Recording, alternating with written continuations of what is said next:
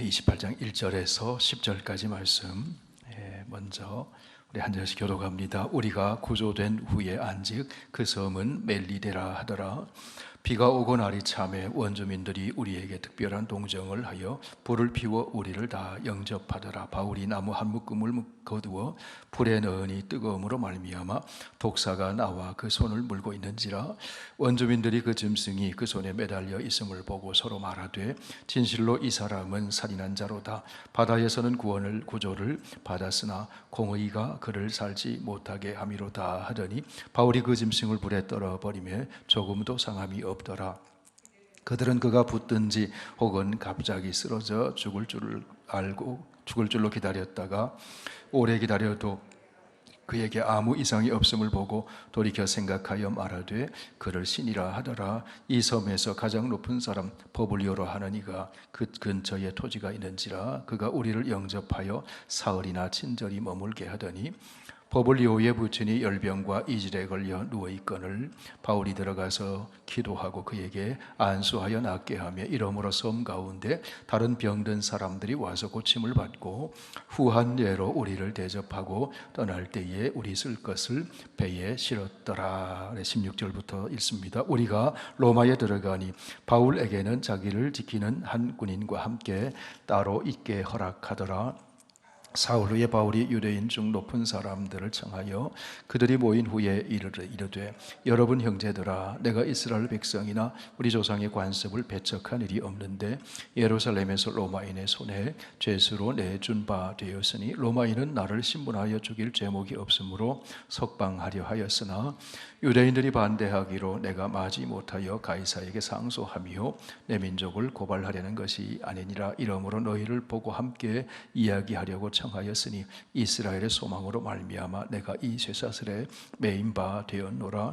그들이 이르되 우리가 유대에서 내게 대한 편지도 받은 일이 없고 또 형제 중 누가 와서 내게 대하여 좋지 못한 것을 전하든지 이야기한 일도 없느니라. 이에 우리가 너의 사상이 어떠한가 듣고자 하니 이 파에 대하여는 어디서든지 반대를 받는 줄 알기 때문이라 하더라.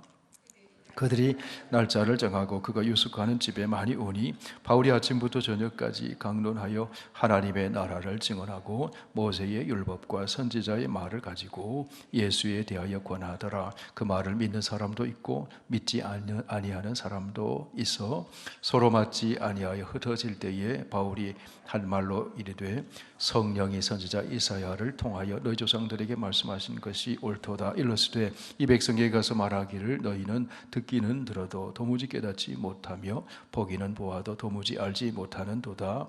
이 백성들의 마음이 우둔하여져서 그 귀로는 둔하게 듣고 그 눈은 감았으니 이는 눈으로 보고 귀로 듣고 마음으로 깨달아 돌아오면 내가 고쳐줄까 함이라 하였으니 그런즉 하나님의 이 구원이 이방인에게로 보내어진 줄 알라. 그들은 그것을 들으리라 하더라. 바울이 온 이태를 자기 셋집에 머물면서 자기에게 오는 사람을 다 영접하고 하나님의 나라를 전파하며 주 예수 그리스도에 관한 모든 것을 담대하게 거침없이 가르치더라. 아멘. 하나님 아버지 감사합니다. 오늘도 주 안에서 살게 하시고 또 이렇게 주의 전을 사모하고 말씀과 찬송과 기도가 있는 이곳에 모일 수 있는 은총을 주시니 감사합니다. 하나님의 사랑하시는 증거고 특별히 은혜 속에 살아가는 증거인 줄 믿습니다. 오늘도 말씀을 듣는 귀가 열리고 우리의 영안이 열려져서 하나님이 하시는 일을 보게 하여 주옵소서. 하나님의 손에 붙들려 하나님 앞에 쓰임 받고 우리의 삶을 통해 하나님의 복, 구원의 복, 생명의 복이 널리 확산되어 갈 수 있도록 역사하여 주옵소서. 예수님 이름으로 기도하옵나이다. 아멘. 내 인생을 살아가다 보면 내가 계획한 대로 이루어지지 않는 일들이 있습니다. 때로는 생각지 못한 곳에 가기도 하고 생각지 못한 사람을 만나기도 하고 생각지 않은 일을 경험하기도 합니다. 하나님을 믿는 우리 그리스도인들은 그런 사건들을 통해서 이것이 우연이 아니라 하나님의 전능하신 하나님이 내 인생을 지금도 섭리하고 계심을 믿으며 삽니다. 무슨 일을 만나든지 하나님이 나의 보호자가 되시고 하나님이 나의 인도자가 되시고 하나님의 손이 나를 붙들고 있음을 믿으며 사는 사람이 성도입니다. 거기에 대한 확신이 있으면 무슨 일을 만나도 평안을 누릴 수 있어요. 바울은 한때 자기가 인생 계획을 세웠습니다. 자기 생각에 옳은 대로 하나님을 섬겼습니다. 그런데 그의 인생에 자기가 박해했던 예수 믿는 사람들, 예수 그리스도를 부활하신 예수님을 만났어요. 인생 계획 속에 없던 겁니다. 여러분과 저가 예수 그리스도를 만난 거 인생 계획 속에 없었던 거예요, 사실은. 어느 날 하나님이 우리를 찾아오신 거예요. 예수님이 우리에게 오신 거예요. 성령이 감동을 주시고 하나님의 말씀이 깨달아지고 믿어지고 예수님을 영접하게 되고 알고 보니 그것이 구원의 사건이고 하나님이 우리를 영원한 하나님 나라 천국까지 인도하고 계신다는 것을 믿게 된 거죠. 그것이 우리 인생의 Before Christ and Domini, 예수 믿기 전 예수 믿은 후에 우리의 역사가 BC와 AD로 갈라지듯이 우리의 개인의 역사가 BC와 AD로 갈라진 거예요. 바울이 BC와 AD가 예수님을 만난 이후에 바뀌어졌습니다. 박해자가 박해받는 사람이 됐어요.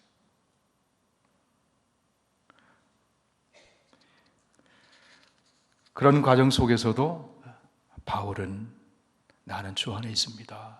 나는 기뻐하고 기뻐합니다. 감옥 밖에 있는 사람들을 향해 얘기합니다. 아무것도 염려하지 마세요.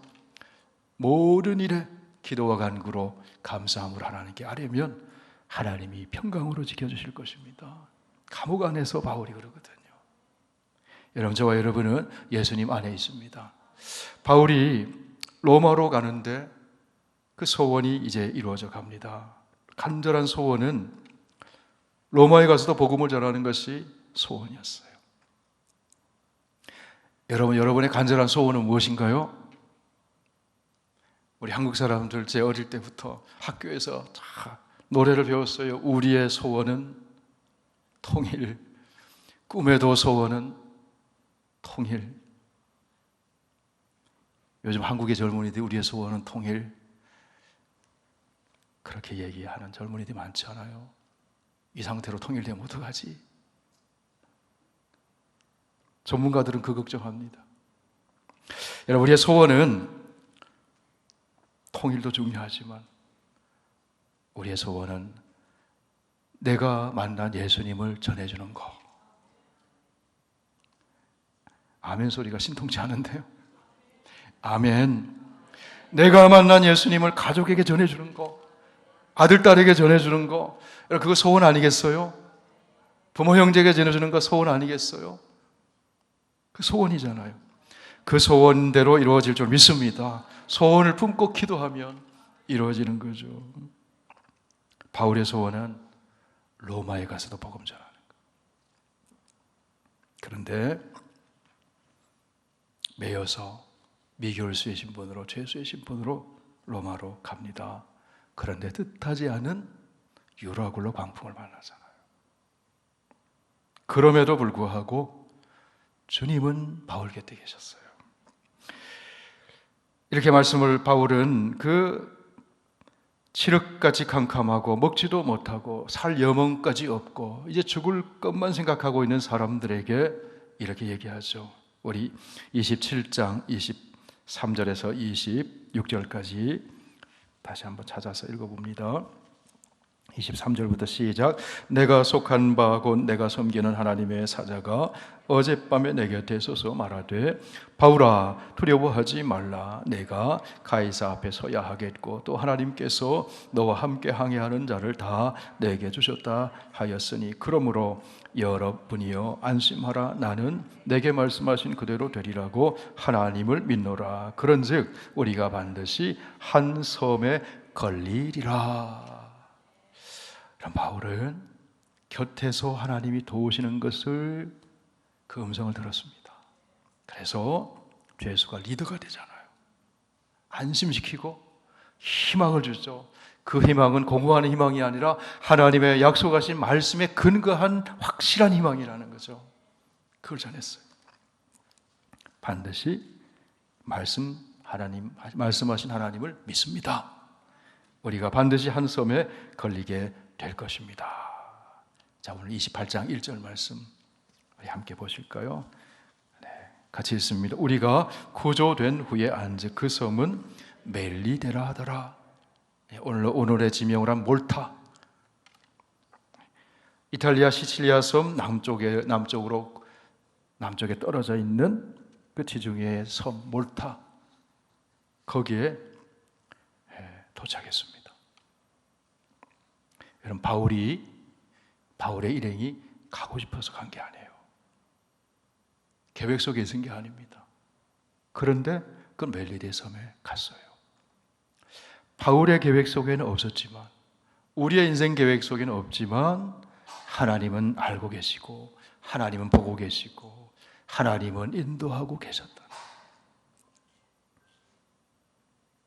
사람의 눈에 보기에는 우연인 것처럼 보일지라도 하나님 섭리와 인도하심 가운데 있었다는 거예요. 오직 성령이 너희에게 임하시면 너희가 권능을 받고 예루살렘과 온 유대와 사마리아와 땅 끝까지 이르러 내 증인이 되리라. 자, 그 땅 끝에 있는 사람들, 땅 끝에 있는 사람 누굴까요? 복음을 듣지 않은 모든 사람은 땅 끝에 있는 사람이잖아요. 저 이름 모를 그 멜리데 섬, 바울의 인생에 한 번도 가보지 않았던 그 섬도 땅 끝이란 말이에요. 그 땅 끝에 있는 영혼의 하나님은 그 부족에게도 관심이 있다는 거죠. 그들도 구원받아야 할 대상이라는 거죠.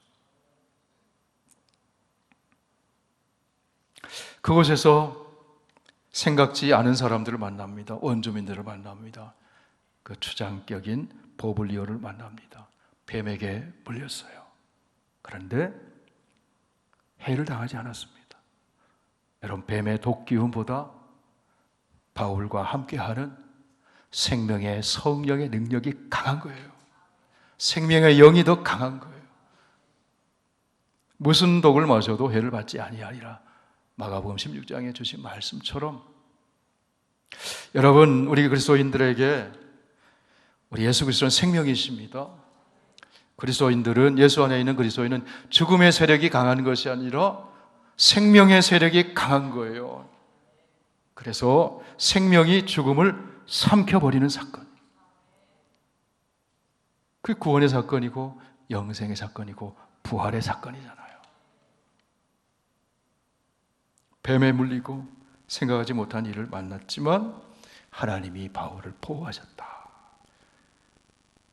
그 일을 계기로 해서 원주민들이 바울을 두려워합니다. 그리고 바울을 친절하게 대합니다. 보블리오는 그 바울을 집으로 영접을 했어요. 자, 어떤 일이 일어났습니까? 우리 8절부터 10절까지 8절, 9절 우리 먼저 함께 읽어보시겠습니다. 시작. 보블리오의 부친이 열병과 이질에 걸려 누워 있거늘 바울이 들어가서 기도하고 그에게 안수하여 낫게 하며 이러므로 섬 가운데 다른 병든 사람들이 와서 고침을 받고 후한 예로 우리를 대접하고 떠날 때에 우리 쓸 것을 배에 실었더라. 하나님이 이렇게 세밀하신 하나님이에요. 그곳에서 이름 모를 곳에, 생각지 않은 곳에, 아는 곳에 갔지만, 그곳에서 뱀에게 물리는 해를 당하기도 했지만 하나님은 그것을 생명의 사건으로, 치유의 사건으로, 구원의 사건으로 바꿔주셨다는 거예요.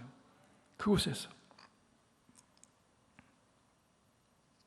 병든 자에게 주 예수 그리스도 이름으로 기도하니까 주 예수 그리스도 안에 있는 생명의 능력이 그 사람에게 들어가서 치유의 역사가 나타났다는 거죠. 오늘도 그런 역사가 일어나는 줄 믿습니다. 하나님이 뜻하시면 되는 거예요. 하나님은 최악의 상황 속에서도 최선으로 바꾸시는 능력이 하나님이시다. 그러므로 여러분, 내가 생각하지 않은 곳, 내가 생각하지 않은 일, 그것이 힘들고 어려운 일을 할지라도 하나님은 선을 이루신다. 하나님 능치 못한 일이 없으시다.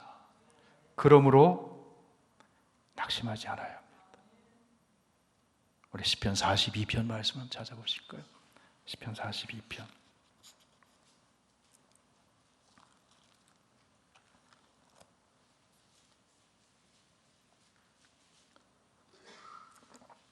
구약 833쪽에 있습니다.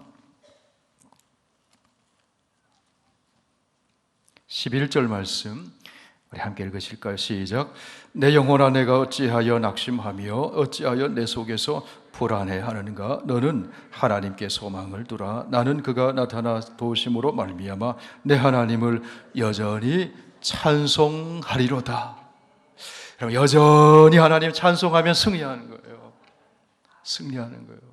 찬송하면 낙심이 떠나가고 불안이 떠나가고 염려가 떠나가고 두려움이 떠나가고 하나님이 우리를 도우시는 줄 믿습니다. 자, 이제 바울이 로마에 가게 됐어요. 바울이 어떻게 로마에 가게 됐습니까? 로마에 가는 것이 하나님의 뜻이기 때문에 하나님께서 인도하시는 거예요. 여러 일을 만났습니다. 죄수의 몸이 되기도 하고 유라굴로도 만나고 파선당해서 다 배가 깨지고 굶주리기도 하고 뱀에 물리기도 하고 그랬지만 로마로 가는 그 길이 끊어진 것이 아니고 하나님은 계속 이어나가셨다는 거예요. 그 과정 속에 구원의 사건, 생명의 사건들이 나타났다는 거예요. 자, 로마로 갔습니다. 자, 바울이 그 로마에서 또 만나는 사람들을 향해서 어떻게 이야기합니까? 우리 20절, 28장 20절 말씀.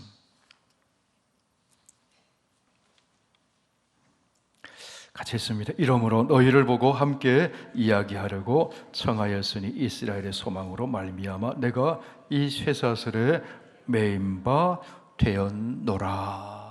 이스라엘의 소망이 뭡니까? 예수 그리스도잖아요. 예수 그리스도의 구원, 하나님의 사랑, 하나님 나라, 바로 예수 그리스도 메시아를 통해서 주시는 하나님 나라가 이스라엘의 소망이잖아요.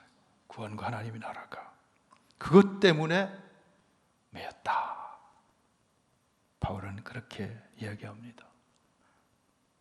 바울을 로마로 보내신 분은 하나님이세요. 바울의 소원과 하나님의 뜻이 맞았어요. 여러분, 내 소원과 하나님 뜻이 맞으면 100% 이루어집니다.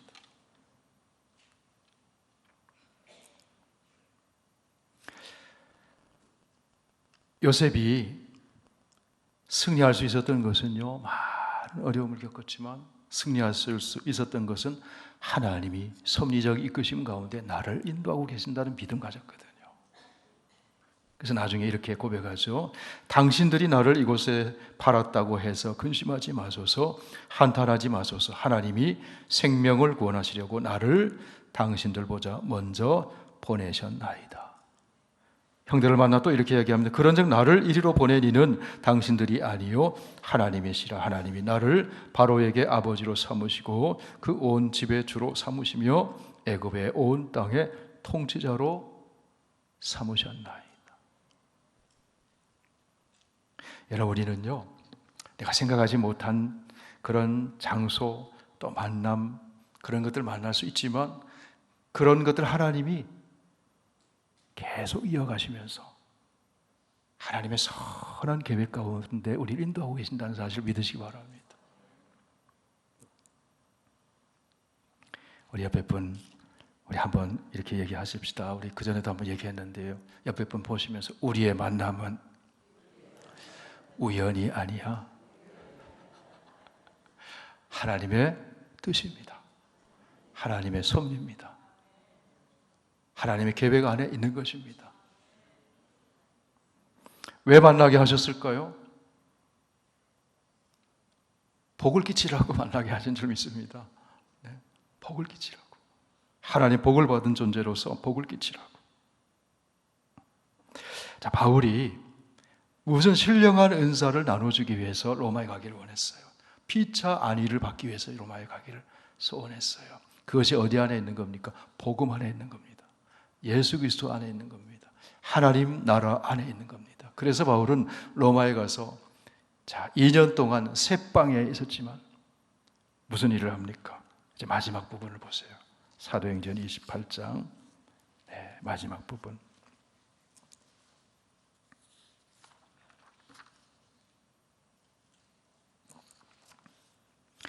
우리 함께 읽으실까요? 30장 30절 31절 28장 30절 31절 28절부터 시작. 그런즉 하나님의 이 구원이 이방인에게로 보내어진 줄 알라. 그들은 그것을 들으리라 하더라. 바울이 온 이태를 자기 셋집에 머물면서 자기에게 오는 사람을 다 영접하고 하나님의 나라를 전파하여 주 예수 그리스도에 관한 모든 것을 담대하게 거침없이 가르치더라. 이 바울은 미결수 신분의 죄수의 신분으로 셋방에 연금되어 있는 겁니다. 셋방, 조그만 셋방, 조그만 단칸방. 로마라고 하는 세계 사적인 역사 속에서 대제국의 그 수도, 세계의 중요한 결정들이 다 그 로마에서 결정되는 거 아니에요. 그런데 하나님은 그 셋방을 주목하고 계셨다는 거예요. 그 셋방에서 위대한 역사가 있었다는 거예요. 여러분, 위대한 역사는 무엇을 통해 일어납니까? 말씀이 전해지고 예수 그리스도가 증거되고 하나님 나라의 복음이 전해지는 그곳에 위대한 역사가 일어납니다. 세계 역사는 죄수의 신분으로 호송되어 갔던 바울이 머물렀던 그 셋방에서 세계의 역사의 물줄기가 바뀝니다. 유럽의 역사가 바뀝니다. 그 초라하게 보이고 사람들이 주목하지 않는 그 셋방의 사람들이 드나들 때마다 하나님 나라의 복음을 계속 전하는 겁니다. 말씀을 가르치는 겁니다. 나중에 300년이 흐른 후에 그 로마, 박해했던 로마가 기독교 나라가 돼버리잖아요. 바뀌어버려요. 누룩은, 작은 누룩이 가루 섬 아래 들어가면요, 그 침투에 들어가면 변혁의 역사가 일어납니다. 눈에 보이지 않지만 화학적인 변화가 일어나요. 조용한 혁명이 일어나요. 겨자씨는 너무 작아서 먼지만 하잖아요. 잘 안 보여요.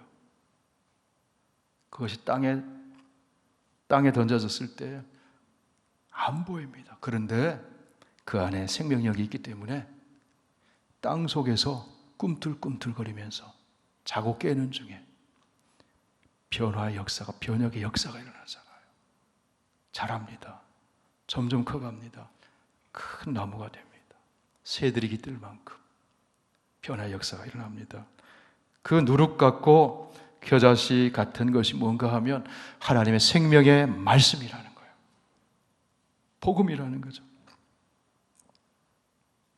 그 셋방에서 성경 공부가,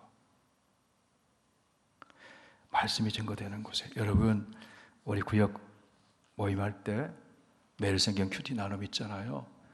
바울의 셋방처럼 그곳을 통해서 하나님은 위대한 역사를 이뤄가심을 믿으시기 바랍니다.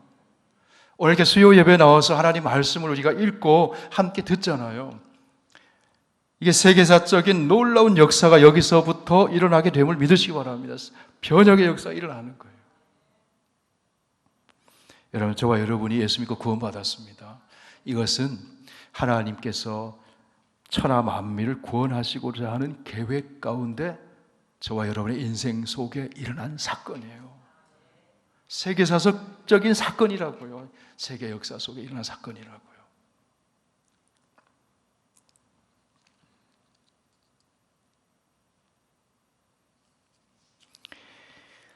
우리 한국 교회 역사 가운데 참 신비한 하나님의 역사를 증거하는 일들이, 증명해 주는 일들이 있는데요.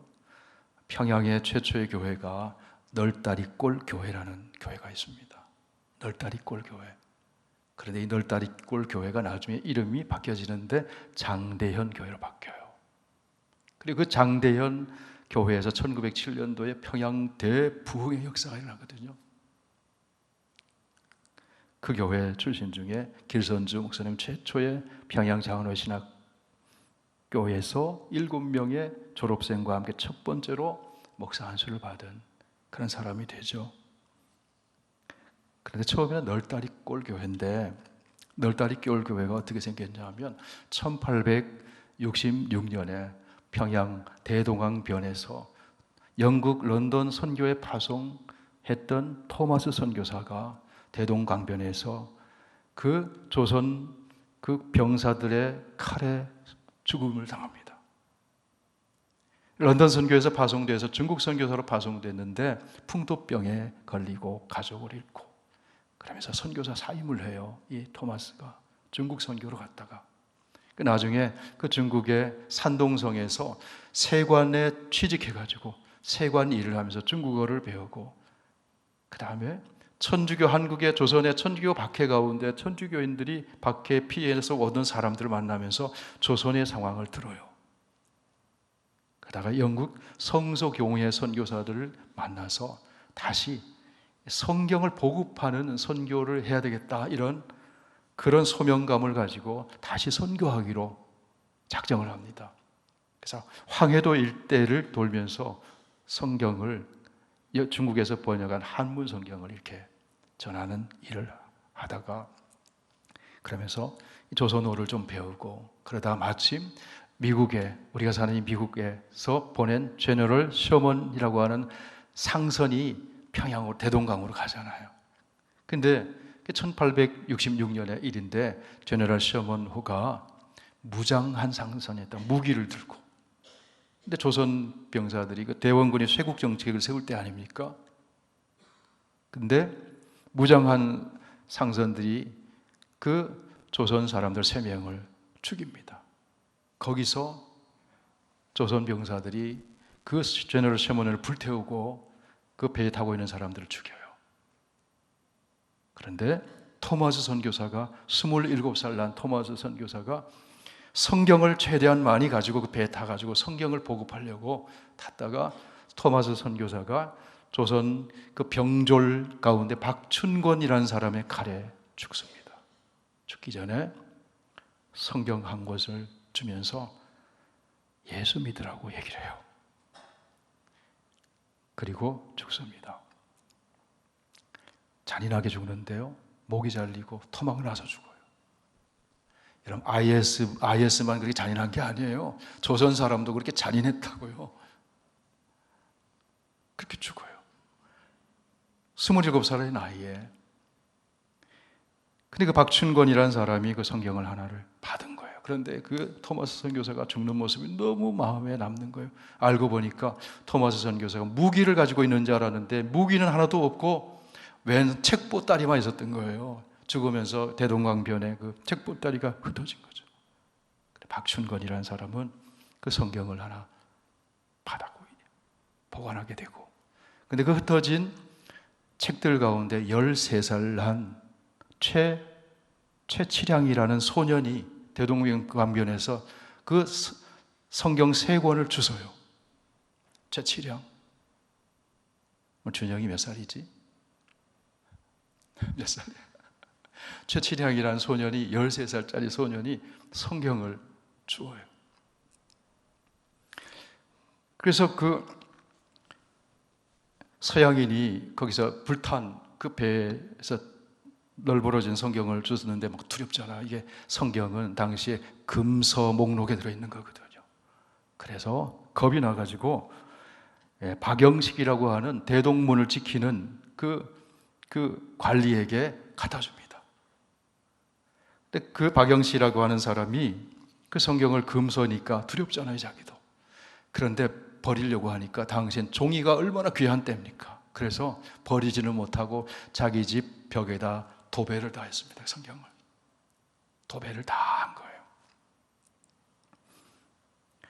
눈만 뜨면 성경 보이는 거예요. 최치량도 그 집 드나들면서 성경을 읽게 된 거죠. 나중에 최치량이 커서 그 집을 사요. 그리고 자기 주막으로 씁니다. 근데 거기에 사무엘 마펫 선교사가 평양에 선교하러 갔다가 그 주막에서 최치량을 만납니다. 최치량은 그동안 벽지를 통해서 성경을 많이 읽었던 테라 그 사무엘 마펫 선교사가 복음을 전하니까 복음을 받아들인 거예요. 그리고 그 집을 예배 처소로 바칩니다. 그게 널다리골 교회예요. 그게 나중에 장대현 교회가 됩니다. 그게 평양에 부흥운동을 일으키는 그 교회가 되죠. 토마스 선교사를 칼로 직접 죽이고 책을 한 권 받았던 그 박춘권은 30년의 세월이 흐른 후에 그 널다리골에서 이제 교회가 생겼잖아요. 주일마다 울리는 종소리만 들으면 양심의 가책이 생기는 거예요. 박춘권이. 그래 박춘권이 나중에 회개하고 예수 믿습니다. 토마스 선교사 죽으면서 줬던 그 성경은 생각이 나서. 그리고 박춘권이 장로가 됩니다.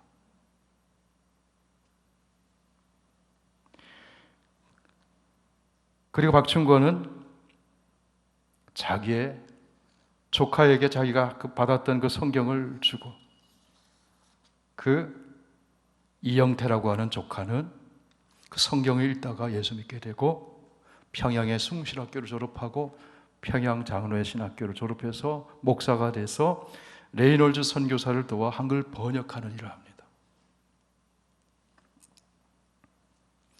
무슨 말씀하냐면 말씀의 혁명력, 혁명성이 있다는 거예요. 말씀은 씨앗이 누룩 같은 말씀, 벼자씨 같은 말씀. 그래서 조선 복음이 확산되어 간 거예요. 토마스 선교사가 한 일은 그냥 성경 가지고 갔다가 죽은 거예요.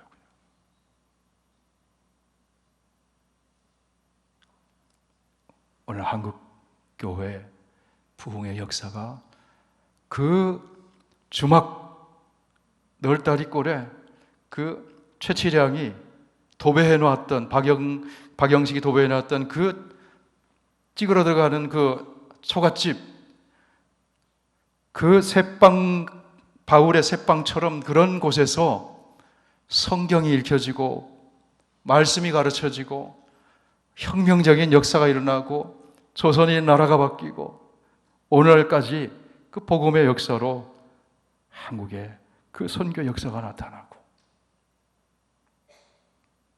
할렐루야. 그런데 또 놀라운 일이 있어요. 토마스 선교사가 순교한 지 148년이 지난 2014년도에 한인 목사가 그 널다리 교회 후신이 장대현 교회잖아요. 평양 장로의 신학 출신의 첫 번째 목회자가 배출된 그 교회.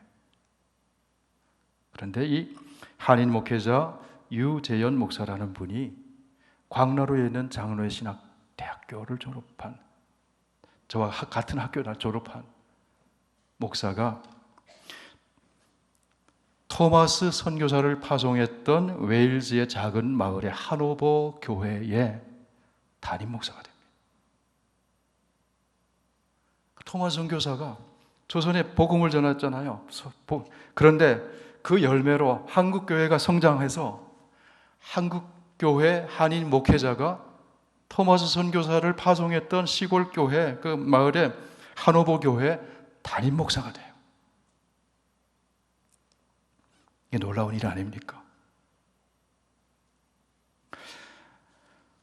복음은 어떤 역사가 펼쳐질지 우리의 상상을 뛰어넘는 하나님의 능력이 있음을 믿으시기 바랍니다. 누룩처럼, 겨자씨처럼. 바울이 그 조그만 쇠방에서 성경을 가르치고 성경을 배우고 그를 통해서 세계의 역사가 바뀌어지고 복음의 역사가 확산되어 가고 그랬던 것처럼 여러분 우리의 인식이 좀 달라졌으면 좋겠어요. 여러분 구역 예배 드리는 거, 말씀 두세 사람이 말씀 나누는 거, 기도하는 거, 이렇게 수요 예배에 나와서 함께 말씀 듣는 거 놀라운 사건이 될 수 있음을 기억하시기 바랍니다. 하나님 그렇게 일을 펼쳐가십니다. 오늘 사도행전은 28장 31절에 끝나지만 오직 사도행전 1장 8절 말씀은 오늘날 우리에게도 유효한 말씀인 줄 믿습니다. 이 말씀을 우리 암송해야 되죠. 시작. 오직 성령이 너희에게 임하시면 너희가 권능을 받고 예루살렘과 온 유대와 사마리아와 땅 끝까지 이르러 내 증인이 되리라. 복음이 들어가는 그곳에 문명사적인 세계사적인 일들이 새롭게 펼쳐져 가고 하나님의 역사가 지금도 이루어져 감을 믿으시길 바랍니다. 사도행전은 28장으로 기록되어 있지만 성령은 여전히 우리와 함께 하심으로 오늘 여기 계신 우리 선교계 성도 한 분 한 분을 통해서 사도행전 29장, 이 30장 계속해서 써가면서 하나님 나라의 운동이 계속 전개되고 펼쳐가게 되기를 주의 이름으로 축원을 드립니다. 우리 함께 찬송하겠습니다.